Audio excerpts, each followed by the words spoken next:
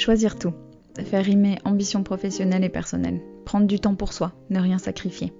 Bienvenue dans Les Équilibristes, le podcast qui invente de nouvelles façons d'intégrer toutes les facettes de la vie, le plus sereinement possible, pour œuvrer à l'égalité femmes-hommes dans les entreprises, les organisations et la société plus largement. Pour traiter ces sujets millefeuilles, à la fois intimes, familiaux, sociaux, économiques, vous entendrez ici des conversations avec des mamans, des papas, des couples, des experts qui choisissent tout et nous livrent ce que ça signifie pour eux et comment ils avancent. L'ambition de ce podcast, vous rassurer, vous faire réfléchir, rire et prendre du recul. Et surtout, vous mettre en action pour construire la recette qui vous convient. Je m'appelle Sandra Fiodo et ces questions me passionnent depuis que je suis devenue maman et manager en même temps. Merci de votre écoute, je me réjouis de faire avancer ces sujets avec vous. Salut les équilibristes. Marie Robert, que vous allez entendre aujourd'hui, est professeure de philo, auteure, chroniqueuse et fondatrice et directrice de 2 écoles Montessori, à Marseille et à Paris.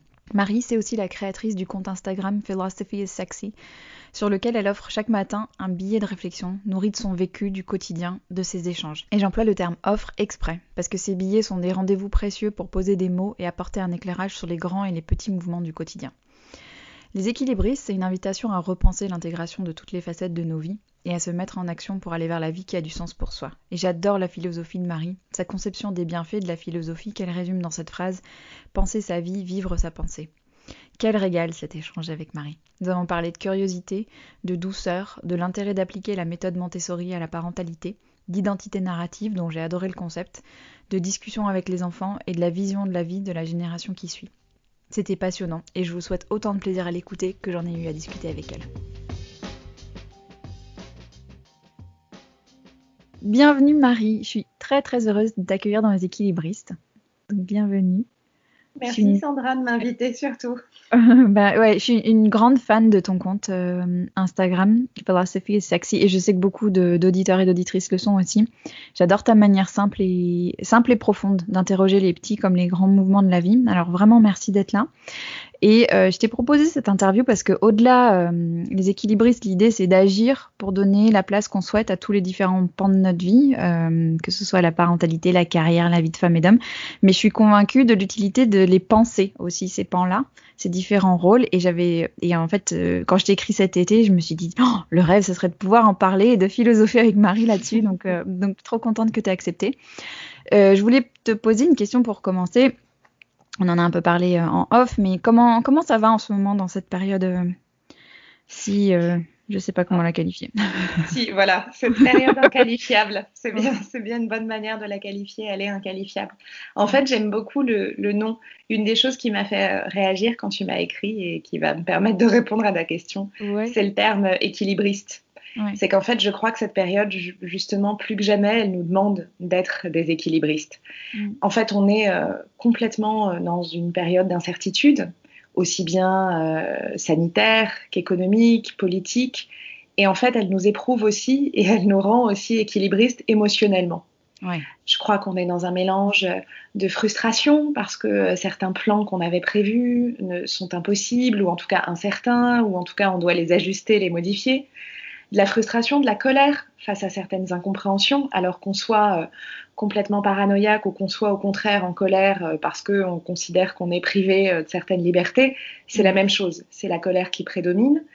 On est aussi fatigué parce qu'on a l'impression que justement le monde que nous connaissions nous échappe.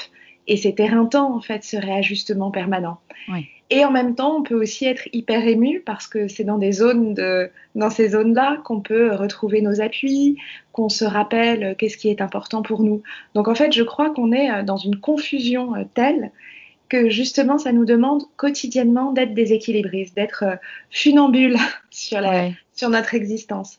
Et je crois que je me sens pas mal dans cet état-là. Comme tu le sais, et comme le savent peut-être les auditeurs, moi, je suis professeure de philosophie et j'écris de la philo, mais je suis aussi, et surtout, je dirais en ce moment, directrice d'école. J'ai 2 écoles, une école à Marseille et une école à Paris. Et en ce moment, accompagner aussi bien les enfants que les parents, que les équipes, c'est aussi accueillir tout ça. Et donc forcément, c'est accueillir tout cet ouragan émotionnel. Et forcément, nous sommes tous un peu chancelants. Oui. Ouais, j'aime bien parce qu'en plus tu dis toujours ça avec un grand sourire et du rire dans la voix, alors que parfois on passe du rire aux larmes en 2 secondes et C'est demie. ça, mais moi, l'émotion est assez identique chez moi. Ouais. Elle est bien intense. Ouais, on va en parler de ça parce que c'est un sujet que tu abordes aussi beaucoup et qui m'est très cher. Je voulais te poser une question pour commencer. Comment elle était, Marie, petite fille? Comment la philo est rentrée dans ta vie? En fait, ce qui est fou, et c'est pour ça que j'ai envie de partager la philosophie de cette façon-là avec les gens qui m'entourent et avec les gens que je croise, c'est qu'en fait, la philo était déjà là. Et j'ai souvent envie de dire, justement, elle est déjà là. Moi, j'étais une petite fille assez très aimée, je suis très proche de ma famille et c'est le cas encore aujourd'hui, mais avec pas mal de questions et pas mal d'angoisses existentielles. Mhm. Qui sont grosso modo les mêmes qu'aujourd'hui, hein, la peur de la mort, de ceux que j'aime, hein, pas de la mienne, ça a toujours été de ceux que j'aime, Ouais. des questions sur le sens de l'existence, sur le vertige du temps qui passe, sur l'autorité, sur la liberté, sur le désir. En fait, j'avais plein de questions qui étaient vraiment des questions métaphysiques. Et aujourd'hui, en étant directrice d'école et en enseignant, je me rends compte que plein d'enfants, d'ailleurs, de 6 ans ont ce type de questions. Et en Mhm. fait, tout d'un coup, j'avais ces questions-là. Alors heureusement, j'ai des parents qui ont toujours beaucoup discuté avec moi. Et puis j'ai un grand frère qui a 11 ans de plus que moi, qui, pareil, m'accompagnait beaucoup dans mes raisonnements.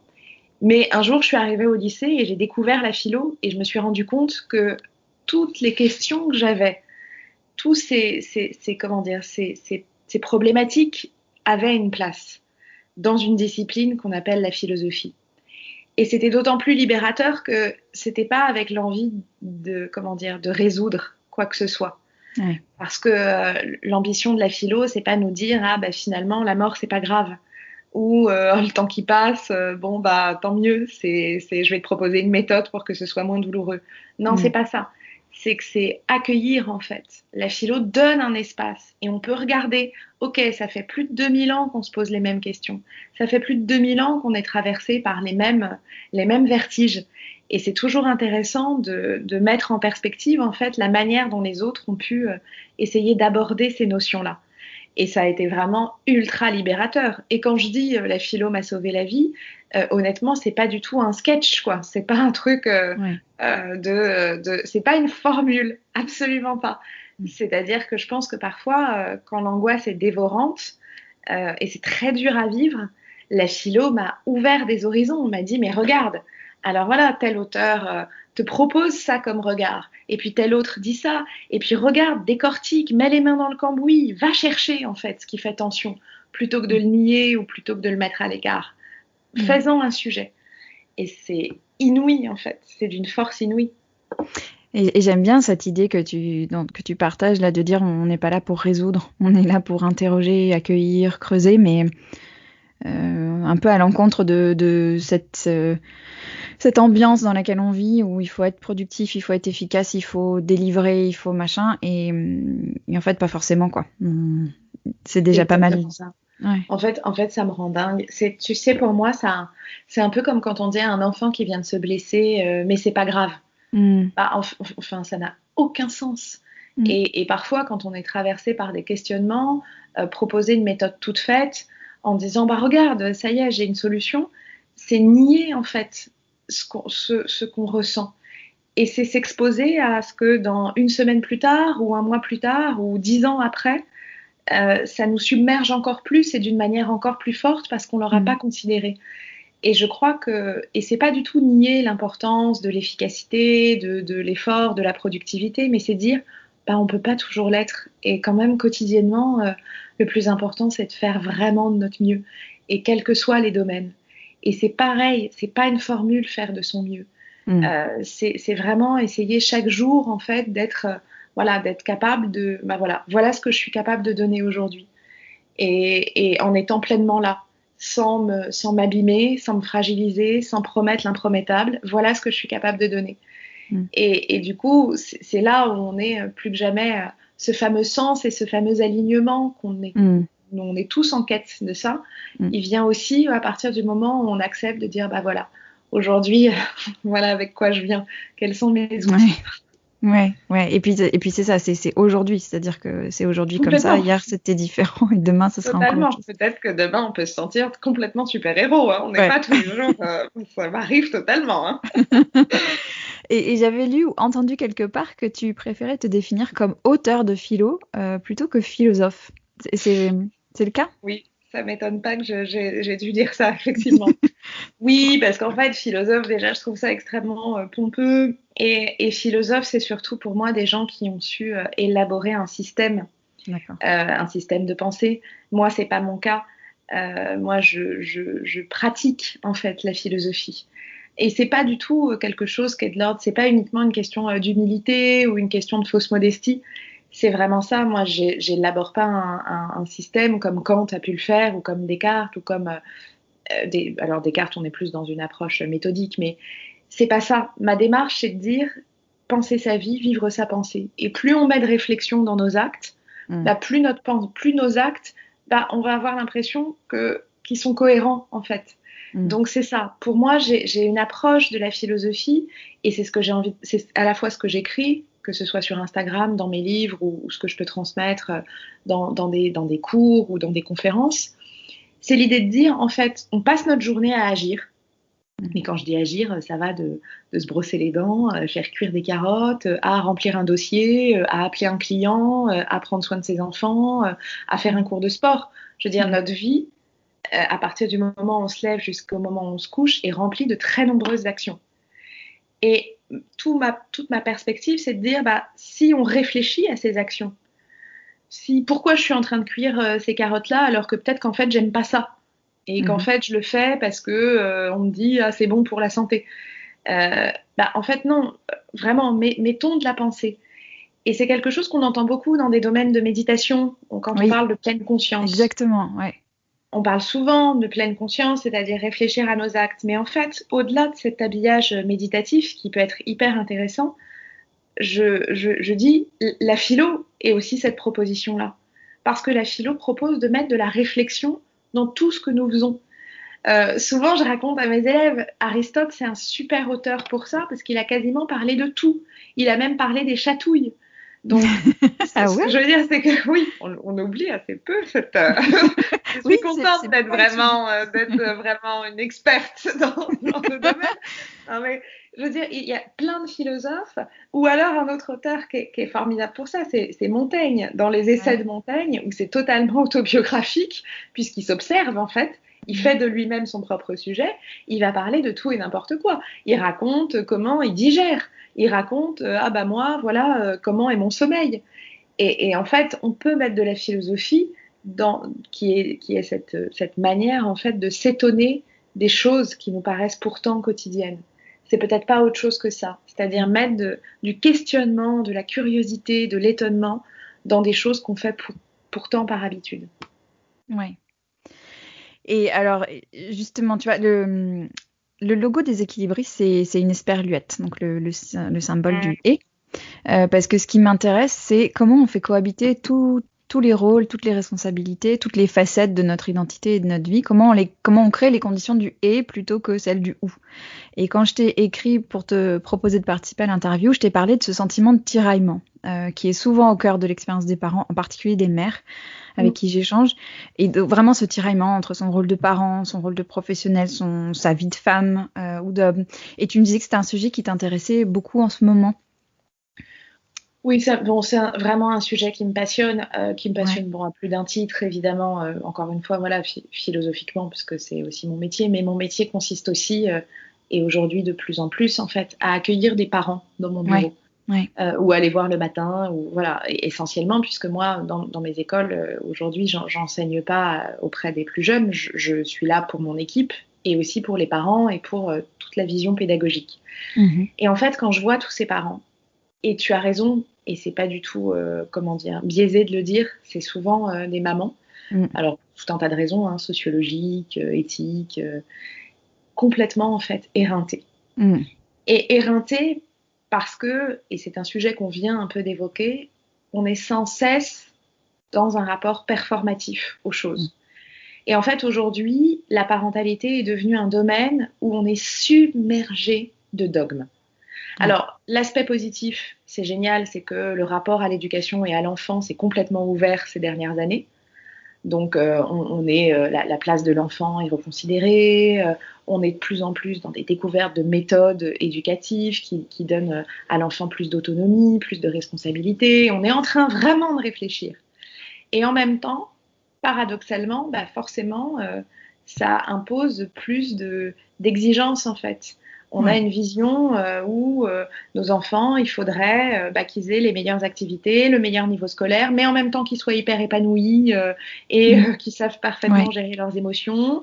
Donc, en fait, je vois par exemple des parents qui ont un emploi du temps le mercredi, mais délirant. C'est-à-dire vraiment délirant, donc qui gèrent une première nounou qui va venir le matin pour qu'ils partent hyper tôt faire une réunion, mais eux-mêmes vont aller chercher leur enfant à l'atelier cirque, puis il va falloir déposer aux grands-parents, puis renvoyer. En fait, c'est hyper difficile parce qu'on a envie de donner le meilleur aux enfants, et en même temps, se donner le meilleur, on a l'impression que ça passe par des impératifs, en fait. Et alors que moi, j'ai pas de méthode ou de conseil à donner, si ce n'est qu'en fait, la pression, elle est difficile à vivre, non seulement pour les familles, mais aussi pour les enfants. Et qu'en fait, parfois, faire un peu moins de choses et être juste là, à partager un dîner en famille, être juste là, à prendre le temps d'échanger sur sa journée, de dire à son enfant, tu vois, aujourd'hui, moi, j'ai eu une journée difficile. Et de l'impliquer en fait là-dedans, de lui expliquer pourquoi, on est un peu plus stressé, un peu plus angoissé. Passer un mercredi à juste, je sais pas, juste dessiner dans son salon ou un samedi à regarder un film, en fait c'est déjà inouï. Et en fait l'enfant il est capable de comprendre, il s'en fout de la performance. L'enfant il a juste besoin de ses parents et il a juste besoin de parents qui vont bien. Et aller bien parfois, c'est un peu lâcher du lest. Et en fait c'est pas très grave si l'enfant se couche un peu plus tard. C'est pas très grave si une fois de temps en temps il mange des bonbons. C'est pas très grave s'il fait pas 50 000 activités extrascolaires. Et moi, j'accompagne vraiment en se disant, la parentalité, en fait, c'est un ajustement constant. Et à certains moments, on va pouvoir donner plus. Et puis à d'autres moments, peut-être qu'on va pas du tout pouvoir donner. Et c'est audible, en fait. Vraiment, c'est vraiment audible. Il faut être capable de se dire... voilà, on faut arrêter de penser qu'on rate en fait quelque chose. Il n'y a pas de réussite, c'est pas vrai, il n'y a pas de réussite et pas d'échec. Comme je le disais à l'instant, on fait de notre mieux et plus que jamais dans la parentalité. L'enfant, ce dont il a besoin, c'est un cadre d'amour. Le reste, on essaye de donner le meilleur, mais c'est ça, mais en fait, il y a tellement de choses sur lesquelles j'ai envie de rebondir dans ce que tu viens de dire. Il y a donner le meilleur, parce que donner le meilleur, ça, tu vois, ça veut dire quoi, en fait, donner le meilleur à son enfant, c'est pas quantifiable, c'est pas en termes de temps, tu vois, il y a souvent ce débat un peu bizarre sur est-ce que c'est la quantité de temps ou est-ce que c'est la qualité de temps qui vaut pour son enfant, enfin, c'est quoi qui est le mieux, tu vois, ça veut dire quoi être présent pour son enfant? Est-ce que c'est le récupérer tous les soirs à la sortie de l'école ou est-ce que c'est... C'est une excellente question. En fait, c'est une question qui est une question forcément perso. C'est-à-dire qu'en fait, il n'y a pas une réponse. Vraiment, c'est drôle que tu dises ça. J'en parlais hier avec une amie à moi qui a une petite fille qui s'appelle Elisabeth, qui a 4 ans. Et qui me disait, tu vois, moi, il y a des moments, c'est vraiment très dur en ce moment. En plus, elle vient d'avoir un bébé et elle me dit, c'est très difficile parce que j'ai l'impression de tout rater avec Elisabeth. J'ai l'impression que les rapports sont hyper tendus et que 90% du temps, en fait, j'exige des choses. Mais non, non, je te donnerai pas la tablette. Est-ce que tu es allé faire ceci, est-ce que tu es allé faire cela, etc.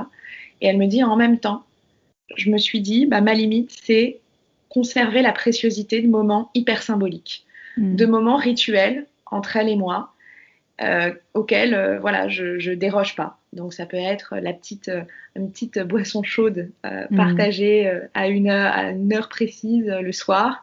Et ça, quoi qu'il arrive, quels que soient les rapports, quelles que soient les tensions, quelle que soit la fatigue du moment, et il y en a, parce que c'est compliqué d'élever des enfants, et ce rituel-là est sacré.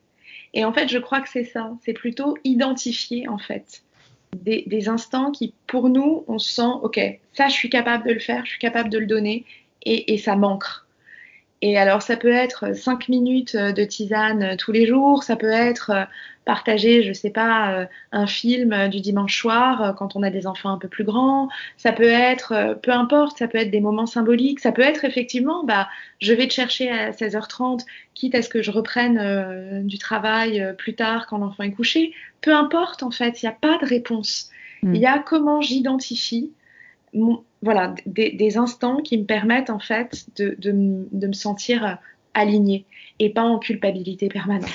Ah, alors tu me fais une tellement belle transition, c'est exactement le sujet dont je voulais te parler parce que ce que j'entends beaucoup et ce que je vis, hein, c'est un besoin, tu vois, de temps et d'espace pour soi. Parce qu'on ne cesse pas d'exister en tant que femme ou d'homme, mais surtout femme quand on devient parent, mais que bien souvent c'est pollué par une culpabilité et que en fait dont je constate qu'elle est assez universelle auprès des mères. Est-ce que on peut espérer vivre sans culpabilité? Et si c'est pas le cas, est-ce qu'on peut au moins vivre plus sereinement avec elle? Qu'est-ce que tu penses de ça? C'est un travail quotidien pour moi Ouais, de vivre sans exactement. culpabilité. Je n'ai pas encore tout à fait trouvé T'as pas trouvé la recette. la clé. Mais Ouais. en tout cas, je crois que ça se travaille en se disant, mais finalement, c'est vraiment ça. Qu'est-ce qui compte? Faire l'effort, en fait, peut-être chaque jour. Je le dis beaucoup, hein, mais quand je parle de rituel ou être meilleur, je parle beaucoup de chaque jour. Parce que je crois que vraiment, chaque journée est une page blanche, un espace à renouveler.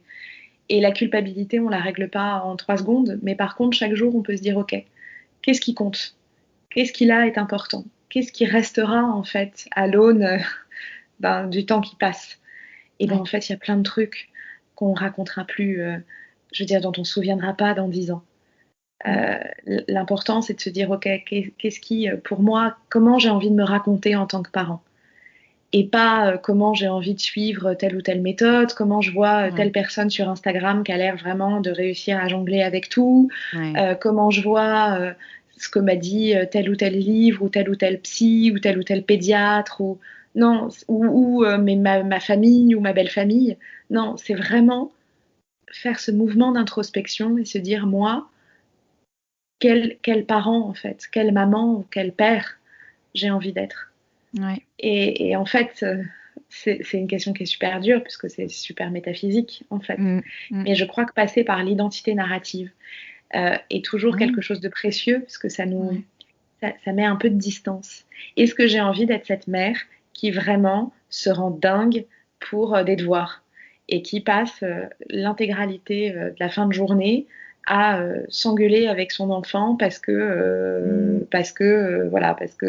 il n'a pas bien appris ses tables de multiplication. Qu'est-ce que j'ai envie de faire? Donc il y a vraiment et ça veut pas dire que les choses ne comptent pas, ça veut pas dire qu'on s'en moque des tables de multiplication, ça veut juste dire si ça, ce moment est horrible, bah comment faire pour le dépasser, pour ne pas être ça? Parce que la culpabilité, elle vient aussi, en fait, elle vient évidemment des images extérieures, ce que je viens de mentionner, parce qu'on se compare, mais elle vient aussi de on se met en échec. Et ça, c'est marrant parce que c'est quelque chose que j'ai constaté. Donc j'enseigne, j'ai créé des écoles selon la pédagogie Montessori. Et dans la pédagogie Montessori, il y a un truc hyper important, c'est qu'on présente à l'enfant, quand on lui présente du matériel, donc nous on passe, toutes les notions sont apprises à travers du matériel, eh bien il faut toujours lui présenter du matériel qu'il sera capable de faire. Alors ça ne veut pas dire qu'on ne peut pas le challenger, hein, mais ça veut dire qu'il ne faut pas le mettre dans l'échec. Parce qu'en fait, c'est pas positif, cette espèce de pédagogie de l'humiliation où on passe son temps à se sentir en fait un peu nul. C'est pas positif parce qu'en fait, au bout d'un moment, c'est juste démoralisant. Et je crois qu'on pourrait adopter le même regard en fait sur nous, nos vies d'adultes. Comment faire pour que je me sente pas en échec dans ma parentalité? Comment faire pour que je me sente pas en permanence à côté de la plaque? Alors, par qui je peux me faire aider? Qui est-ce que je peux solliciter? Comment je peux modifier ces moments-là? Comment je peux négocier aussi et discuter avec mon enfant de bah là, tu vois, c'est un moment qui fonctionne pas. Comment on peut essayer de le vivre autrement?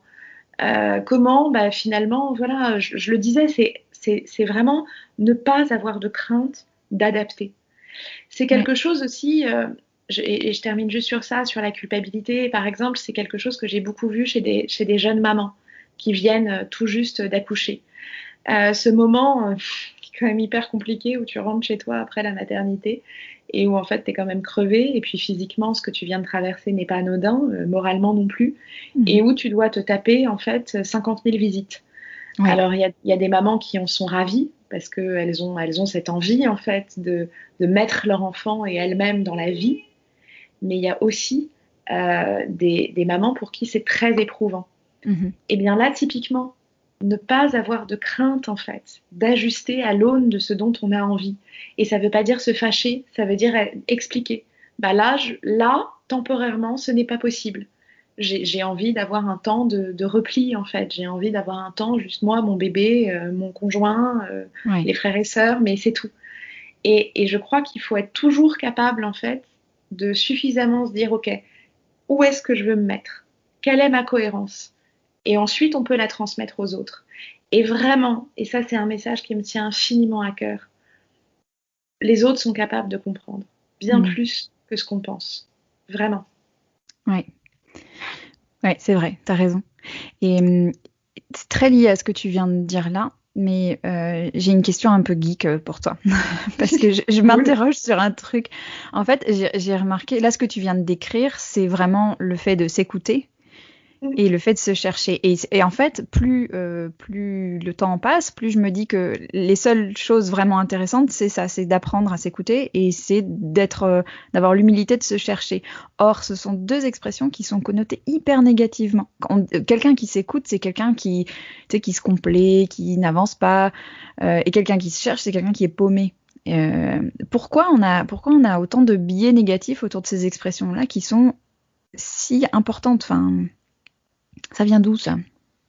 Bon, parce que je pense que en fait, ça paraît, c'est tellement plus simple, la simplicité. Non, mais c'est-à-dire que, en fait, le problème, c'est que s'écouter et chercher, c'est accepter qu'il n'y a pas de réponse toute faite. Ouais. Et du coup, bah, forcément, c'est vertigineux, en fait. C'est extrêmement flippant. Et là, c'est une boucle qui revient à ce que nous disions au début de notre échange. L'incertitude est très dure à vivre.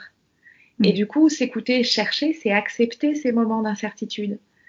C'est accepter qu'en fait, on soit en cheminement. Ça ne veut pas dire, attention, hein, ça ne veut pas dire qu'on n'agit pas. Comme je le disais, moi, je crois beaucoup que la réflexion aide à agir. Mais au contraire, mais ça veut juste dire qu'on n'est pas, il n'y a pas de garantie, quoi. Mais dans l'existence, il n'y en a pas de garantie. Dans le vivant, il n'y a pas de garantie. Et je crois que s'écouter et chercher nous ramène à quelque chose qui est quand même super dur à vivre, c'est de dire justement, il n'y a pas de garantie à notre angoisse existentielle ça c'est Épicure qui, parmi les 4 grandes peurs les plus fondamentales des hommes, alors Épicure dit la crainte de la mort, ok, la crainte de la souffrance, ok, la crainte des dieux ou de la fatalité, et la 4e grande crainte, c'est la crainte de ne pas être heureux. Et en fait, ce pas être heureux, c'est ça, c'est mais est-ce que je fais le bon choix? Est-ce que je prends le bon job? Est-ce que je suis avec la bonne personne? Est-ce que mes enfants vont être en bonne santé, heureux, eux-mêmes, être bien éduqués? Enfin, c'est sans fin. Et en fait, c'est vertigineux. Et le problème, c'est que s'écouter et chercher nous ramène à ça, au fait qu'il n'y ait pas un socle qui nous permette de nous dire « Ah, ok, c'est bon ». Et c'est là où moi, mais c'est ce que je trouve passionnant en fait, c'est de comprendre que la réussite, elle est dans le mouvement. Elle n'est pas dans l'acquisition, elle n'est pas dans ouais, cool, je suis arrivée à tel step. Elle est juste dans le mouvement. Et en fait, dans l'inattendu de notre vie. Je veux dire, combien d'entre nous, et ça c'est marrant parce que c'est un sujet que j'aborde beaucoup aussi avec mes jeunes qui passent le bac, qui ont encore la certitude que on s'engage pour un métier pour de longues années. Et je leur dis, mais on n'en sait rien. Mais enfin, franchement, si j'avais su, enfin, moi, quand j'ai commencé la philo il y a 17 ans, si j'avais su aujourd'hui alors je fais de la philo, hein, mais que je le ferais de cette façon-là, j'y aurais pas du tout cru. Et on est tous comme ça. Donc, c'est aussi dans l'incertitude et c'est aussi dans ce j'écoute et je cherche, j'écoute et je cherche, j'écoute et je cherche que se dégagent en fait des horizons inouïs en fait, des horizons qu'on n'aurait pas pu soupçonner. Alors c'est plus flippant, c'est plus fatigant, c'est plus de montagnes russes, mais c'est beaucoup plus vivant. Et là, tu viens de parler des jeunes, et c'était une question que je voulais te poser aussi, parce que tu as pas mal évoqué, mais tu es beaucoup au contact d'enfants, de jeunes adultes. Et je t'ai écouté dans ton interview sur Vlan que j'ai beaucoup aimé, et tu parlais des jeunes que tu côtoies, et tu disais qu'il y avait 2 sujets sur lesquels leur point de vue, je crois que ça te surprenait, il me semble que c'était ça la réaction, mais c'était l'amour et le travail. Ouais. Et j'avais bien envie que tu nous en dises plus sur ça. Non, mais en fait, vraiment, je le dis, et pareil, en toute sincérité, je crois que la plus belle chose qui me soit donnée parmi tout ce que je fais dans la vie, et il y a beaucoup de choses très belles, c'est de côtoyer des jeunes, des adolescents et des jeunes adultes. Parce qu'en fait, c'est une quête, pour moi, c'est un espace permanent, en fait, de confrontation. Mais de confrontation dans le bon sens du terme, c'est-à-dire qu'il m'étonne, il m'interpelle. C'est la génération à venir est tellement singulière, mais sans doute parce qu'on les a mis dans des situations aussi. Enfin, le monde s'est tellement transformé. Notre rapport au travail, notre rapport au couple, notre rapport à l'amour, aux nouvelles technologies, à l'écologie. Enfin bon, tout est mouvant. Et en fait, je vois des jeunes, et c'est quelque chose d'important, qui sont hyper angoissés en fait de l'avenir. Et en même temps, qui ont très envie, en fait, par exemple, leur rapport au travail est très différent du nôtre. Parce qu'aujourd'hui, hyper différent du nôtre. Parce qu'aujourd'hui, ils n'ont plus envie, en fait, de sacrifier. C'est ça, ouais. Et ça, c'est fascinant. Ils n'ont plus envie de sacrifier. En fait, moi, je discute quotidiennement, et c'est tellement différent, parce que j'ai 35 ans. Donc, j'ai pas, je veux dire, quand je parle avec des jeunes de 17, 18 ans, en termes de différence d'âge, au fond, il n'y en a pas tant que ça. Et pourtant, ça n'a rien à voir avec les adolescents que nous étions, où on avait justement, ok, il faut réussir, il faut avoir un bon job. Bon, moi, je faisais de la philo, donc ça, c'était déjà perdu. Mais autour de moi, il y avait l'idée de faire, faut faire la bonne prépa, la bonne école de commerce. Quand on venait de familles qui avaient ces possibilités-là, c'était vraiment une course à ça. Aujourd'hui, et puis, ok, on va pouvoir bosser tant d'heures par semaine et être comme des dingues. Et aujourd'hui, c'est curieux et c'est déstabilisant. Il y a des jeunes qui disent, non, en fait, j'ai pas envie de sacrifier. En fait, moi, j'ai envie d'avoir du temps pour ma vie de famille. J'ai envie de réussir de laisser plus de place à ma vie de couple, à mes loisirs. J'ai envie d'être libre, en fait, pour beaucoup. Et c'est pour ça d'ailleurs, bon, c'est une problématique géniale, parce que c'est pour ça que c'est très dur à manager d'ailleurs, et qu'il y a beaucoup d'entreprises qui se retrouvent face à de nouveaux, en fait, à des nouveaux salariés très durs à manager, parce qu'en fait, on peut pas leur promettre, justement, ils s'en foutent de cet investissement total. Ouais, c'est ça. Il bouscule, tu vois, par rapport au sujet qu'on traite dans les équilibristes, il bouscule complètement cette idée archaïque qu'il y a d'un côté le pro, il y a de l'autre côté le perso, cette idée à laquelle on a été obligé d'adhérer parce que c'était comme ça, mais qui est complètement artificielle, quoi. Complètement. Et d'ailleurs, bon, et là, c'est d'autant plus percutant en ce moment avec toutes les réflexions qu'on peut avoir autour du télétravail. Parce qu'en fait, il y a plein de jeunes gens qui sont capables de dire non mais attends, le télétravail, c'est génial. Moi, je suis même pas obligée de vivre dans une grande ville. Je peux avoir une meilleure qualité de vie. Je peux aller, si j'ai envie d'aller faire du sport à telle heure, je m'arrangerai et je bosserai autrement. Ils déconstruisent en fait notre rapport finalement assez rigide aux perspectives et à l'équilibre vie pro vie privée. Ouais, et justement, moi, c'est une question que je me pose avec mes petits, tu vois, je me dis comment on fait pour les préparer au monde, pour qu'ils aient confiance en eux, qu'ils se connaissent suffisamment bien pour faire des choix qui ont du sens pour eux. Et je me dis, mais c'est quoi la question, qu'est-ce que tu veux faire plus tard? Elle est tellement... oui. Qu'est-ce qu'on peut poser comme question plus intelligente ou plus utile que celle-là? En fait, je crois parce que ça, effectivement, on peut malheureusement plus la poser, parce que c'est quand même pas les métiers qui existeront plus tard, plus que jamais. Non. Par contre, je crois que ce qu'il y a d'important, c'est deux choses. C'est déjà vraiment de considérer, en fait, de discuter avec son enfant. Par exemple, il y a plein de parents qui savent pas tant que ça. On le sait petit, mais on le sait moins quand ils grandissent, ce qu'aiment leurs enfants. Ah ouais. Vraiment, ce qu'ils aiment. Et particulièrement les ados, en fait. Quels sont, je sais pas, leurs goûts, qu'est-ce qui les touche, pourquoi ils aiment tel ou tel film, pour quelles raisons, qu'est-ce qui les intéresse, pourquoi ils ont envie de se faire ce sport plutôt qu'un autre, pourquoi même dans des choses qui peuvent nous paraître anodines, mais en fait qui ne le sont pas, pourquoi ils s'habillent de telle ou telle façon. Vraiment essayer de questionner, parce que souvent c'est comme ça qu'aussi on a accès, en fait, on perd pas le lien avec eux. Et surtout quand ils ont quelque chose qui leur tient à cœur, vraiment les encourager. Et on s'en moque, en fait, que peut-être que je dis ça parce qu'il y a quelque chose qui m'a touchée. L'autre jour, il y a un enfant, il a 8 ans dans notre école, et il me dit, et il arrive vraiment en pleurant. Il était dans le couloir et il arrive dans mon bureau en pleurant. Et je me suis dit, oh là là, mais qu'est-ce qui s'est passé?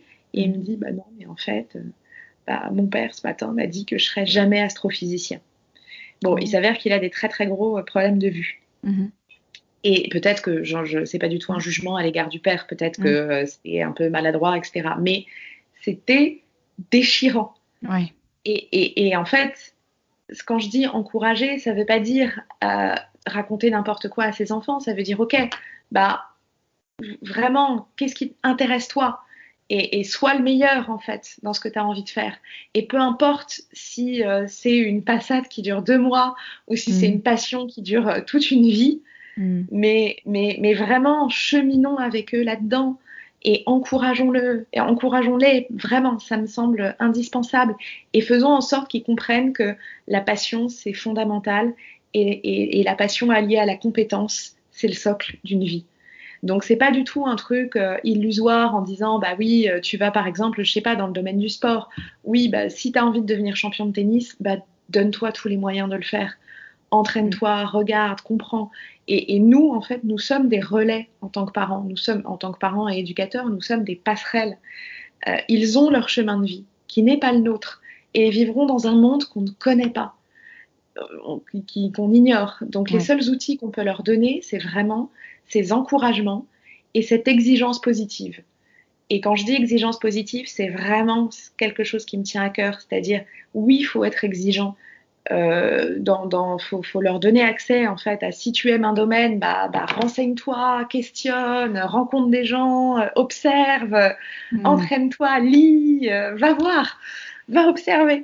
Ouais. Mais par contre, en étant encourageant, parce que bien sûr que peut-être que cet enfant, un jour, on aura une super opération des yeux qui lui permettra d'être astrophysicien. Peut-être qu'en fait, on n'a pas besoin d'ailleurs de si bien voir pour être astrophysicien. Et puis peut-être qu'en voulant être astrophysicien, il découvrira un autre domaine et puis et ainsi de suite. Et soyons en fait vraiment derrière eux, parce que la seule chose qu'on peut leur donner, c'est ça, c'est de croire en eux. C'est vraiment de croire en eux, c'est de porter un regard de confiance sur nos enfants. Et je sais que c'est dur, parce qu'en fait, on est tellement paniqués que c'est dur nous-mêmes d'avoir confiance. Et parfois, on veut les protéger parce que justement, on a peur qu'ils soient dans l'échec et qu'ils soient malheureux d'être dans l'échec. Donc, on anticipe leur échec. Ouais. Mais c'est pire, en fait, parce que quand on pose un regard de confiance sur son enfant, mais on peut l'emmener au bout du monde. Ouais. Je me souviens, je sais plus où je t'avais entendu parler de ça et d'une question de parents qui disaient mais comme les préparer au monde qui est dur, il faut être un peu dur avec eux, et toi tu disais mais non, c'est absolument l'inverse quoi. Ah mais totalement. Mais franchement, enfin, plus on a reçu de confiance, d'amour, et plus on est capable de tout en fait. Le monde va suffisamment être dur et on le voit. Je veux dire, et on le voit même nous là en tant qu'adultes, on traverse une période super difficile et les plus beaux appuis, ce sont les gens qu'on aime. En fait, ce sont les gens qui nous font du bien, ce sont je veux dire, les ressources, c'est une ressource inouïe en fait. Et quand on n'a pas eu ça, quand on n'a pas ce réservoir-là, la vie est beaucoup plus aride. Quand on l'a, franchement, hein, tout est possible. Moi, je remercierai jamais assez mes parents et mon frère de m'avoir vraiment su me regarder de cette façon-là. Ouais. Ouais, et c'est vrai qu'en ce moment, enfin, moi, je sais qu'à titre personnel, c'est comme ça que j'avance. C'est en me repliant, pas dans le mauvais sens, mais en me ressourçant. Tu vois, j'ai juste envie d'être avec ma famille, avec les gens que j'aime, avec toutes ces choses-là qui donnent comme un petit feu de cheminée intérieur, tu vois, qui te fait du bien, quoi. Et où tu te dis, ok, c'est comme ça que je peux avancer. Et ça, c'est un sujet, je voulais aussi qu'on parle de ça. Tu parles beaucoup dans tes posts sur Instagram d'hypersensibilité. Et les temps sont particulièrement durs pour tout le monde, mais peut-être les gens qui ont une sensibilité plus forte le vivent de manière encore plus forte. C'est la philo qui sauve dans ces moments-là? Ouais, ça sauve toujours, mais Ouais. c'est la philo et aussi l'indulgence à son égard. Ouais. C'est-à-dire vraiment, en fait, justement, ne pas se dire parce qu'on est, et c'est rigolo parce que j'écrivais justement l'autre jour sur l'hypersensibilité Mm. et en fait, plein de gens me disaient en message, me disaient mais c'est tellement dur d'être hypersensible et je m'en veux tellement et j'aimerais tellement être autrement. Mm. Oui, Mais alors bon, déjà, on n'est jamais, enfin, c'est toujours difficile d'être autrement et c'est oui. déjà un mauvais point de départ que de se dire qu'on aimerait être autrement. C'est Ouais. plutôt comment faire en sorte que ce soit moins douloureux. Et Mhm. pour que ce soit moins douloureux, ben, justement, c'est peut-être revenir à quelque chose, revenir à la douceur, en fait. Mm. Revenir à quelque chose qui nous fait du bien. Et c'est pas du tout être égoïste, être égocentrique, être nombriliste. C'est Oui. juste se dire qu'on n'est jamais aussi bon pour les autres que quand on a réussi à être dans un espace où justement on se sent, on est capable en fait de retrouver un peu ses appuis. Et c'est vraiment là parce que quand on est épuisé, éreinté, quand on est submergé d'émotions, Mm. bah, c'est là où on n'entend plus rien en fait. Donc on n'est plus du tout disponible. Et non seulement on s'abîme, mais en plus on n'est plus disponible pour les autres. Donc ça aussi, ça va avec notre discussion sur la culpabilité. Il faut bien se Mm. dire qu'il faut être, comment dire, que pour être capable de donner, pour être, moi l'autre, autrui est quand même mon sujet favori, donc je ne peux Ouais. pas le nier, mais pour être capable d'être face à autrui, il faut déjà être capable d'être un peu face à soi. Et être Mm. face à soi, et ben, parfois, et surtout en ce moment, ça peut être rentrer un peu plus tôt, se mettre dans une bulle, quoi. Et en Mm. fait, on va pas changer le monde parce que on écoute 55 fois les infos. En fait, on va pas trouver un Mm. vaccin, on va pas faire en sorte que le monde soit un peu plus, soit un peu meilleur. Par contre, si on est déjà un peu en paix avec soi et si on arrive déjà à s'apaiser soi, bah, c'est déjà une micro-action et on participe à un mouvement plus global. Mm. De quoi tu es fière, Marie? Alors bon, franchement, pareil, alors, en fait, je suis infiniment fière des gens qui m'entourent. Ouais. Franchement, hein. Je l'écrivais encore ce matin. Je me disais, mais en fait, j'admire si profondément mes équipes, Mm. j'admire si profondément mes amis, j'admire si profondément mes parents, mon frère, mon mari. Je suis infiniment fière d'eux. Et en fait, c'est pas du tout je suis fière d'eux et moi je me mets à l'écart. Mm. C'est qu'en fait, c'est une force inouïe. Là, quand je vois, par exemple, j'ai deux éducatrices à Marseille qui s'appellent Johanna et Amanda, qui en ce moment vraiment font un travail juste, mais tellement remarquable dans notre école. C'est remarquable. Elles sont capables de prendre des décisions, d'évoluer pédagogiquement, de s'adapter aux enfants. Quand je vois la qualité en fait de la classe, de la structure, je suis mais en fait bluffée. Et Mm. alors je me dis, vraiment, c'est-à-dire que je suis bluffée et je suis fière parce que je me dis moi je peux pas faire ça. Et en Mm. fait là où je suis fière, c'est pas je ne peux pas faire ça et donc je me dévalorise, c'est bah, ce que je peux faire, c'est justement savoir que là, elles sont au bon endroit et que je Mm. vais tout faire pour leur permettre d'évoluer, de grandir, de les soutenir. Et ça, moi, je sais faire. Parce que ça, ce que je sais faire, c'est sans doute, c'est soutenir et aimer. Et ça, vraiment, je m'exerce en tout cas à le faire du mieux possible. Et c'est vrai que les autres me rendent infiniment fière. Et je trouve qu'on participe tous, en fait, à une complémentarité qui est absolument remarquable. Je suis fière de ma maman qui a 70 ans et reprend des cours de conduite. Et en fait, qu'elle claque. Enfin, tous les jours, elle se tape 1 heure de conduite en se disant, bah non, en fait, c'est absurde que j'ai pas conduit depuis 35 ans, il faut que je sache le faire. Et bam, après être partie du jour au lendemain, vivre à Arcachon alors qu'ils étaient parisiens. Et quand je vois mes parents, bah, c'est quel apprentissage en fait. Et pareil, je suis fière d'eux. J'ai vraiment cet élan de me dire, mais l'autre nous ramène à la beauté de la vie.